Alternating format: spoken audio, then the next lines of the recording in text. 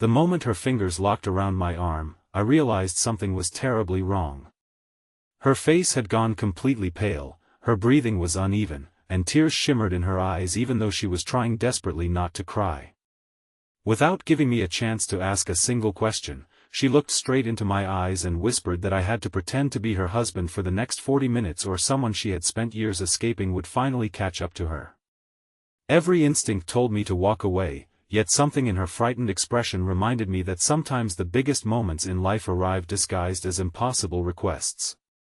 Before we continue this unforgettable journey, if you believe kindness can change lives, forgiveness heals broken hearts, hope deserves another chance, and strangers can become family in unexpected ways, please take a moment to like this video, leave a comment, share it with someone you care about, and subscribe to our channel to become part of our growing community. I had arrived at the airport much earlier than necessary. My name was Graham, and I was a 42-year-old architect traveling to Boston for what was supposed to be the most important presentation of my career. I preferred arriving early because airports had become places where I could quietly observe people beginning new chapters. Some rushed toward reunions with flowers in their hands. Others cried while saying goodbye.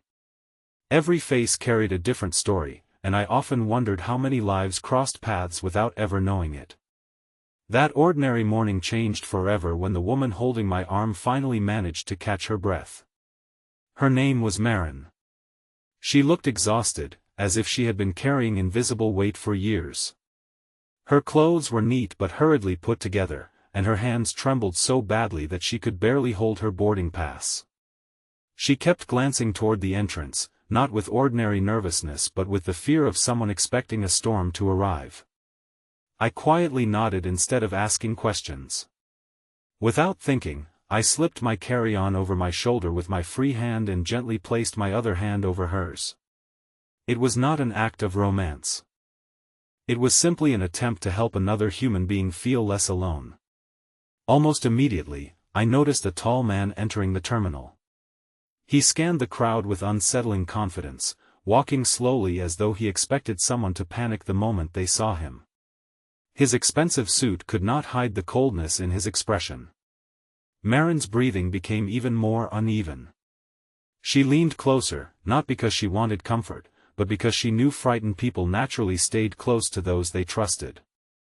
The man eventually noticed us. His confident stride slowed. He stared at our joined hands, then at the wedding band I still wore even though my wife had passed away 3 years earlier. Losing Eleanor had left a silence inside me that no amount of work could fill. I had never removed the ring because it reminded me of promises that death could not erase. The stranger approached with a forced smile that never reached his eyes. He greeted Marin politely, yet every word carried quiet control. She answered calmly, introducing me as her husband. My heart pounded, but I kept my expression steady. The stranger asked questions about how long we had been married, where we lived, and where we were traveling. Years of presenting architectural projects had taught me how to stay composed under pressure. I answered naturally, adding small details without over-explaining. After several tense minutes, the stranger's confidence began to crack. Whatever story he had expected to find no longer matched reality. He looked frustrated rather than convinced. Finally, he offered an awkward farewell before disappearing into another part of the terminal. I expected Marin to sigh with relief, but instead she quietly began crying. They were not dramatic sobs. They were the silent tears of someone who had been strong for far too long. We found seats near a large window where sunlight poured across the polished floor. Families laughed nearby, children watched airplanes take off, and travelers hurried toward departure gates. Life continued around us, unaware that two strangers had just survived one of the longest 40 minutes either of them had ever experienced. She finally explained everything. Several years earlier, she had married a charming businessman named Preston. Friends admired his confidence. Co-workers respected his success. Behind closed doors, however, he controlled every decision she made. He isolated her from friends, monitored her finances, criticized everything she did, and convinced her that no one else would ever believe her if she left. There were no dramatic bruises for the world to see, only invisible wounds that grew deeper every year. One afternoon she finally escaped while Preston was away on business.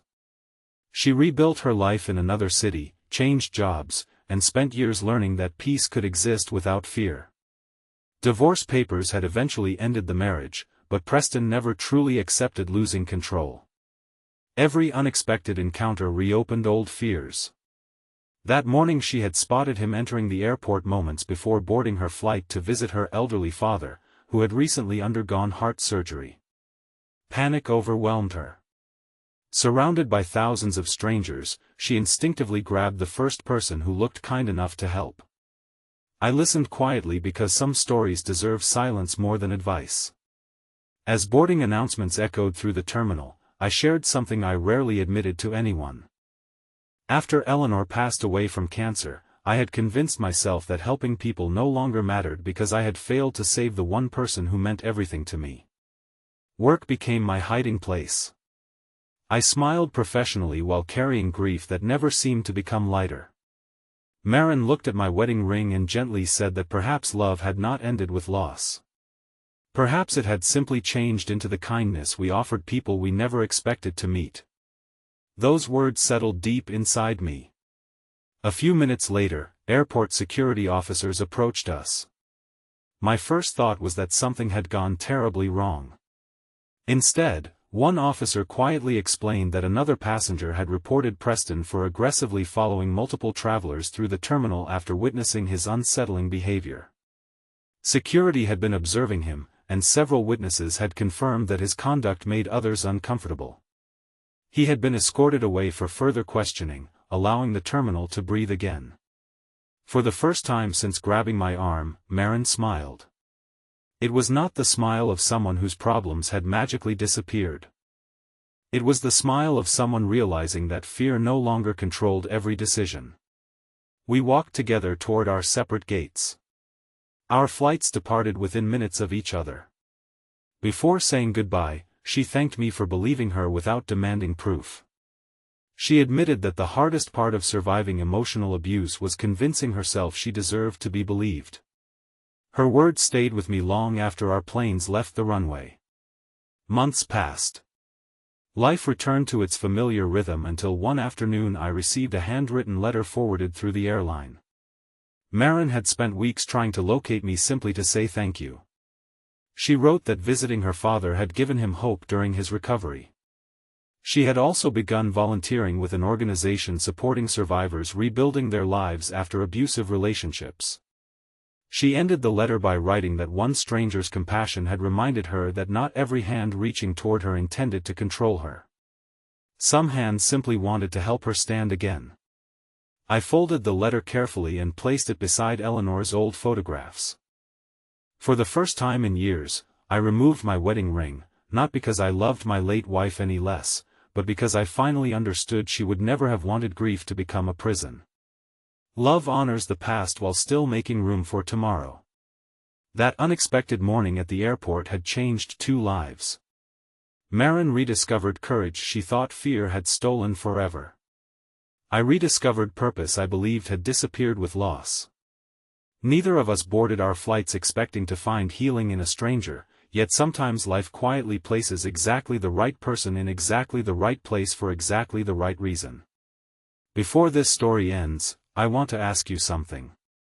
Have you ever experienced a moment when the kindness of a complete stranger changed your life forever, or have you been that stranger for someone else? Please leave a meaningful comment below because your story may become the hope another person desperately needs today. If this story touched your heart, please like this video, leave a meaningful comment, share it with someone who needs hope today, and subscribe to our channel so you never miss another emotional journey. As my plane finally lifted into the bright afternoon sky, I looked through the window and realized airports are more than places where journeys begin or end.